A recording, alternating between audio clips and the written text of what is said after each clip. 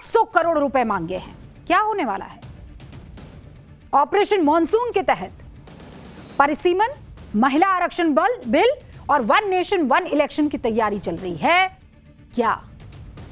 उधर उद्धव के 6 सांसद गए, इधर ममता के हाथ से टीएमसी गई। इंडी गठबंधन में तो क्या ही चल रहा है बॉस, अलग ही लेवल पर। देश में 2029 तक चुनावी व्यवस्था में बहुत बड़े बदलाव के लिए कई मोर्चों पर एक साथ तैयारियां चल रही है। हम जिन चीजों को देख पा रहे हैं उसके मुताबिक अगर सब कुछ जैसा दिख रहा है वैसा हुआ तो चुनाव में 3 बड़े बदलाव देखने को मिलेंगे। और ये बदलाव कौन कौन से होंगे मैं आपको जल्दी से बता देती हूं, और उसके बाद आगे आपको बताऊंगी इन बातों का जिक्र आज मुझे क्यों करना पड़ रहा है। पहला संभावित बदलाव, 2029 तक लोकसभा की सीटें बढ़कर 824 हो सकती हैं। दूसरा संभावित बदलाव, 2029 तक लोकसभा में महिला सांसदों की संख्या 33% हो सकती है। और तीसरा संभावित बदलाव, 2029 में वन नेशन वन इलेक्शन की परंपरा फिर से, शब्द याद रखिएगा, फिर से शुरू हो सकती है। और ये फिर क्यों कह रही हूं मैं? क्योंकि देश में वन नेशन वन इलेक्शन की ये परंपरा 17 सालों तक चलती रही। जब देश में 1952 में संविधान लागू हुआ उसके बाद से लगातार 17 साल तक देश में वन नेशन वन इलेक्शन की परिपाटी ही चली है। उसके बाद एक बार जो तालमेल बिगड़ा वो बिगड़ता ही चला गया। और ये तालमेल किसने बिगाड़ा ये सबको मालूम है। यानी 1957, 1962 और 1967 तक लोकसभा के साथ ही पूरे देश में राज्यों के भी चुनाव हो जाते थे। लेकिन 1967 से 69 के बीच राजनीतिक अस्थिरता, दल बदल और राष्ट्रपति शासन की वजह से कुछ राज्यों में सरकारें गिर गई या फिर गिरा दी गई। इसके बाद एक साथ चुनाव वाला साइकिल टूटा और लोकसभा और राज्यसभा चुनाव अलग अलग समय पर होने लगे। और इसके 2 साल बाद यानी 1970 में लोकसभा समय से पहले भंग कर दी गई। 71 में अलग चुनाव होने लगे और तब से अभी तक 2026 तक देश हमेशा चुनावी मोड में ही रहा है। यानी कांग्रेस की सरकार के टाइम पर, और कांग्रेस की ही सरकारें उस टाइम थी, जब सरकारें गिरा दी जाती, राष्ट्रपति शासन लगा दिया जाता, समय से पहले चुनाव करवा दिए जाते। और आज वही कांग्रेस जो है वो वन नेशन वन इलेक्शन को लेकर पत्ते अपने सीधे तौर पर खोलती नहीं है। और इसीलिए मोदी सरकार की पूरी कोशिश है कि 2029 तक वन नेशन वन इलेक्शन वाली ये व्यवस्था को दोबारा शुरू कर दिया जाए। और इस बात के संकेत चुनाव आयोग के फैसलों से भी हमें मिल रहे हैं। मीडिया रिपोर्ट के मुताबिक चुनाव आयोग ने केंद्र सरकार से 500 करोड़ रुपए से ज्यादा की रकम मांगी है। अब इन पैसों का इस्तेमाल होगा किस चीज में, क्या लगता है? ईवीएम खरीदने में, क्योंकि पुरानी ईवीएम जो है उसको अपग्रेड करना है तो वो पैसा वहां पर लगेगा। चुनाव आयोग को ईवीएम खरीदने की जरूरत एक फैसले की वजह से भी पड़ गई है। चुनाव आयोग ने फैसला लिया है कि अब किसी भी पोलिंग स्टेशन पर 1200 से ज्यादा वोटर नहीं होंगे। कितने से ज्यादा नहीं होंगे? एक पोलिंग स्टेशन 1200 से ज्यादा वोटर नहीं होंगे। इलेक्शन कमीशन ने यह फैसला इसलिए लिया है ताकि हमारे देश के वोटर लंबी लंबी लाइनों में जो ये लगते हैं वो ना लगे, भीड़ ना हो, भगदड़ जैसे हालात ना बने। पोलिंग स्टेशन पर शांति से और सुरक्षा से, बगैर किसी हिचक के, बगैर किसी धक्का मुक्की के जाकर आप अपना वोट डालाएं। तो उसके लिए कम लोग जरूरी होंगे ना, तो 1200 लोग। चुनाव आयोग की इस तैयारी को वन नेशन वन इलेक्शन से जोड़कर क्यों देखा जा रहा है, अब उसे भी समझ लीजिए। मान लीजिए 2029 तक जाते जाते वन नेशन वन इलेक्शन की तस्वीर साफ हो जाती है अगर, तो भाई अचानक पूरे देश में एक साथ चुनाव करना पड़ेगा ना, और चुनाव आयोग के लिए मुमकिन नहीं होगा। अब आप कहेंगे कैसे मुमकिन नहीं होगा? इसलिए मुमकिन नहीं होगा क्योंकि वन नेशन वन इलेक्शन की व्यवस्था में चुनाव आयोग को लोकसभा और विधानसभा चुनाव एक साथ कराने के लिए लगभग बैलेट यूनिट चाहिए होंगे 48 लाख, इतने यूनिट की जरूरत पड़ेगी। कंट्रोल यूनिट चाहिए होंगे 35 लाख और वीवीपैट चाहिए होंगी 34 लाख। खर्च आएगा 5300 करोड़ रुपए का। शायद इसी बात को नजर में रखते हुए चुनाव आयोग अभी से तैयारी में जुट गया है। नई मशीनों की मैन्युफैक्चरिंग में सप्लाई जो है मार्च 2027 तक मंगवा ली जाएगी, ताकि अगर 2029 में वन नेशन वन इलेक्शन हो तो चुनाव आयोग के पास संसाधन कम ना पड़े। ऐसा ना हो कि वो हाथ खड़े कर दे, भैया हमसे तो ना हो पाए। और इसीलिए चुनाव आयोग के खर्च विभाग ने जो खर्च विभाग होता है वो पूरा लेखा जोखा तैयार करता है, उसने चुनाव की तैयारियों के लिए करीब 512 करोड़ रुपए की खरीद की मंजूरी दे दी है। और इसी के बाद चुनाव आयोग ने केंद्र से 500 करोड़ रुपए की मांग की है। अब ये 500 करोड़ रुपए चुनाव आयोग कहां खर्च करने वाला है, ये भी समझ लीजिए आप। रिपोर्ट के मुताबिक चुनाव आयोग इस पैसे का इस्तेमाल लाखों ईवीएम खरीदने में करेगा। चुनाव आयोग ने 3,57,000 बैलेट यूनिट खरीदने की योजना बनाई है। 1,25,000 कंट्रोल यूनिट खरीदेगा, वो भी प्लान है। और बैलेट यूनिट और कंट्रोल यूनिट, इन दोनों को मिलाकर पूरी ईवीएम यानी इलेक्ट्रॉनिक वोटिंग मशीन तैयार हो जाएगी। उसके 3 हिस्से होते हैं। बैलेट यूनिट 3 हिस्से, बैलेट यूनिट, कंट्रोल यूनिट और फिर ये वीवीपैट।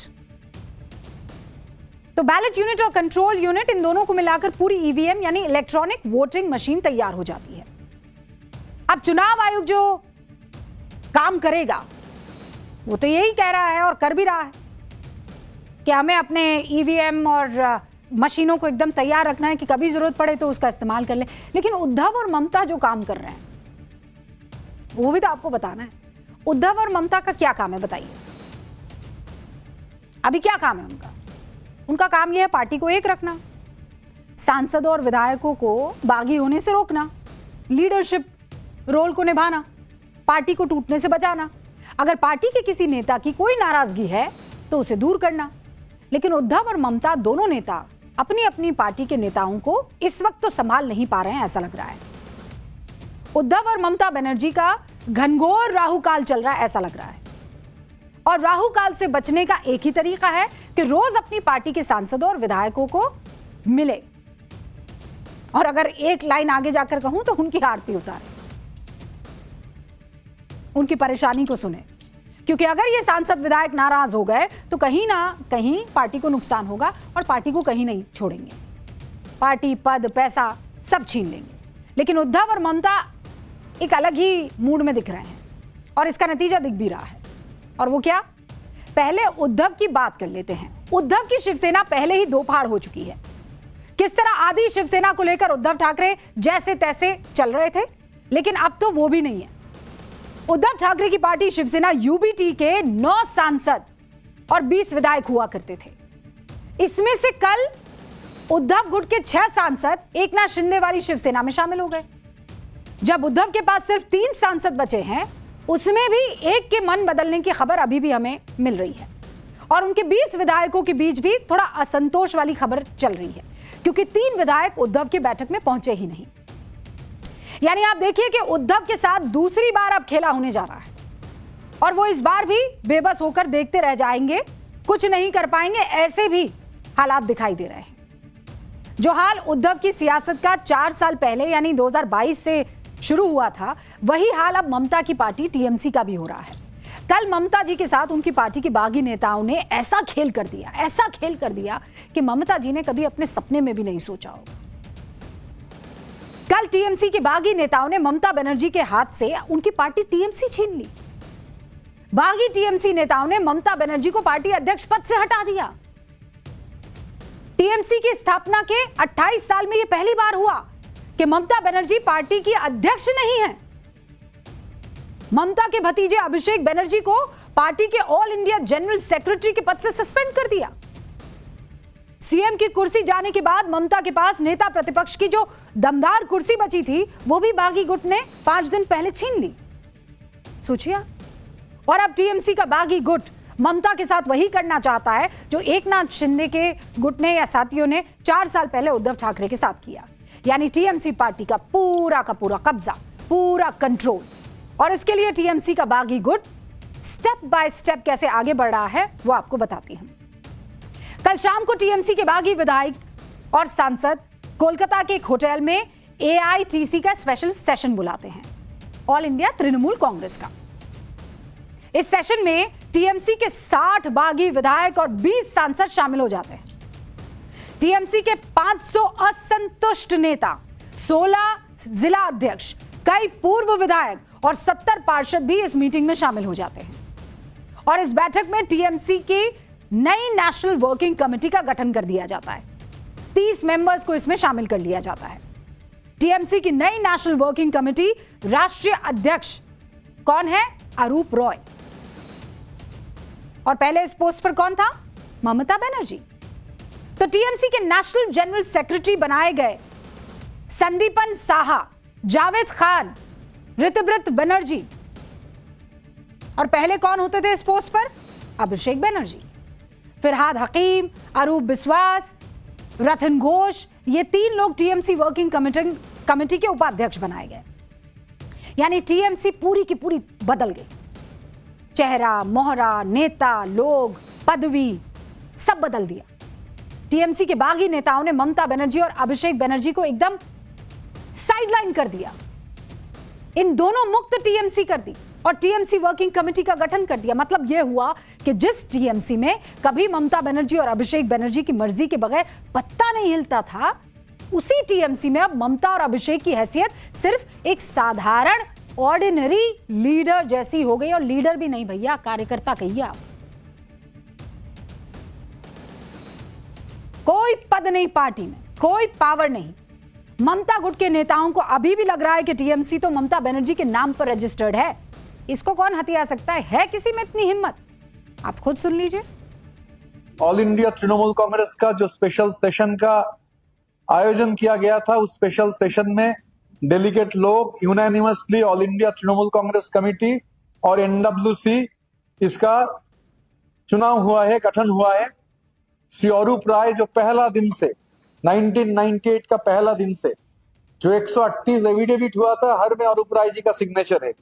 तो अरूप राय जी हमारा ऑल इंडिया तृणमूल कांग्रेस का चेयरपर्सन चुने गए हैं। इसके सिवाय अरूप राय छोड़ के और 29 लोग, टोटल 30 लोगों को लेकर एनडब्ल्यूसी का गठन हुआ है। ये मजाक है, ये एक सर्कस है। ममता बनर्जी अपन से तृणमूल कांग्रेस बनाई थी, वही तृणमूल कांग्रेस को एक विरोधी दल से ये प्रांत में शासक दल बनाए थे। तभी उनको हटा देगा कौन? बोलते ऋतव्रत बनर्जी जो कुछ दिन पहले सीपीएम का सदस्य था। तो हम इसको पूरा न मानते हैं। जो लोग ये नया गुट में शामिल हुआ उसको तृणमूल से एक्सपेल किया जाएगा और जो कानूनी कार्रवाई है वो किया जाएगा। तो उद्धव और ममता की पार्टी में टूट हो गई तो इसका सीधा फायदा किसे मिलेगा आप जानते हैं? कौन बताएगा किसे मिलेगा? हाँ?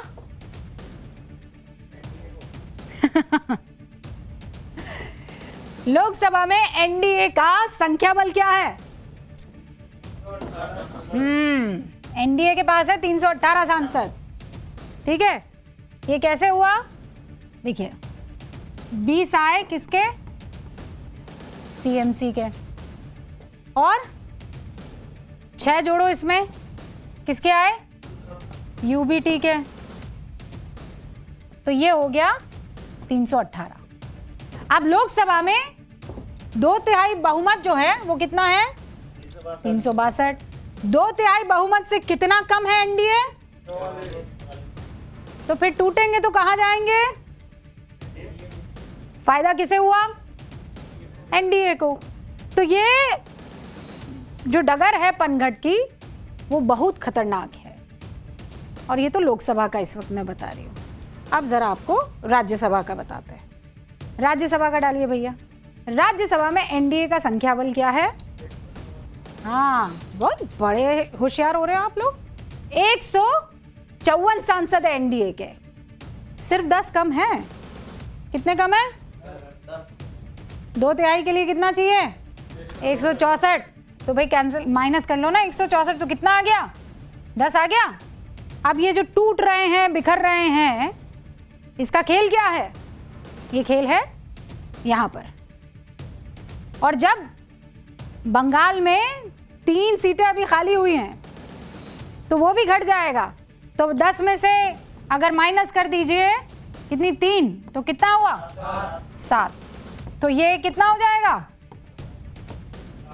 जोड़ो मतलब मैथ्स में बिस्वा बहुत काम करना है हमें। ये हो गया 7, अभी 3 खाली होंगी ना तो 7 आ जाएंगी, तो 2/3 बहुमत से कितना कम हो जाएगा एनडीए, फिर 7 हो जाएगा। और 7 हुआ तो फिर क्या हुआ, वो जितने भी बिल पड़े हुए ना पास करवाने वाले सारे पास हो जाएंगे। मतलब संसद ने दोनों सदनों में एनडीए जिस स्थिति में थी उस स्थिति में संशोधन हो नहीं पा रहा था। किसका संशोधन करना था रवि? बिलों का संशोधन नहीं होता है भैया, संविधान का संशोधन। एनडीए को राज्यों में कोई टेंशन नहीं है, क्योंकि भैया जब बिल केंद्र में पास होता है, एक बात ध्यान रखना, संविधान संशोधन जब होता है तो फिर वो राज्यों में भी 2/3 राज्यों में भी उसे पास करना। कोई भी अगर संशोधन संविधान का आप करते हैं तो ऐसा नहीं है कि आपने सदन में किया और काम हो गया, नहीं, फिर 2/3 राज्यों में भी आपको वो संशोधन करना पड़ता है, तब जाकर वो संशोधन पुख्ता हो जाता है, कानून बन जाता है। अब एनडीए को राज्यों में तो कोई टेंशन ही नहीं है, क्योंकि इस वक्त 22 राज्यों में किसकी सरकार है? एनडीए की। और बिल के समर्थन में कम से कम 15 राज्यों की सहमति, 2/3 ना, तो जो एनडीए के पास आसानी से इस वक्त मौजूद है। तो सारा खेल जहां हो रहा है वो देख लीजिए और समझ लीजिए। मोदी सरकार भले ही संसद में 2/3 बहुमत साबित करने की स्थिति में अभी नहीं है, लेकिन आप देखिए कि सरकार के एजेंडे में 3 अहम बिल है और सरकार चाहती है कि ये तीनों बिल पास करवाकर 2029 तक 1 नेशन 1 इलेक्शन वाली व्यवस्था देश में लागू कर दी जाए। और इसीलिए 3 साल पहले यानी 2023 से ही मोदी सरकार 1 नेशन 1 इलेक्शन की कवायद को शुरू कर चुकी है और एक के बाद एक उस पर काम करने की शुरुआत भी हो गई है। कैसे? मोदी सरकार ने 2 सितंबर 2023 को पूर्व राष्ट्रपति रामनाथ कोविंद की अध्यक्षता में एक उच्च स्तरीय कमेटी का गठन किया।